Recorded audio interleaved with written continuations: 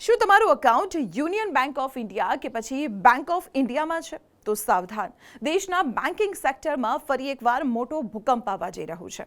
તૈયાર થઈ જાઓ મોટા અપડેટ્સ માટે. મીડિયા રિપોર્ટ્સ મુજબ યુનિયન બેંક ઓફ ઇન્ડિયા અને બેંક ઓફ ઇન્ડિયાના મર્જરની તૈયારીઓ શરૂ થઈ ગઈ છે. જો આ મર્જર થયું તો તે 25.4 લાખ કરોડ રૂપિયાની સંપત્તિ સાથે એસબીઆઈ અને એચડીએફસી પછી દેશની ત્રીજી સૌથી મોટી બેંક બની જશે. તમારા મનમાં સવાલ હશે કે તમારા અકાઉન્ટનું શું થશે? તો જાણી લો. મર્જર પછી તમારી ચેકબુક, પાસબુક અને કદાચ આઈએફએસસી કોડ પણ બદલાઈ શકે છે. જો કે આ પ્રક્રિયા વર્ષના અંત સુધીમાં પૂરી થવાની શક્યતા છે.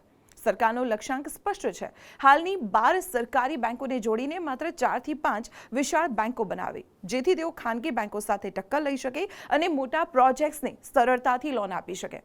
જો કે બંને બેંકોની ટેકનોલોજી અને સિસ્ટમ અલગ છે, એટલે તેમને એક કરવી એક મોટો પડકાર પણ રહેશે.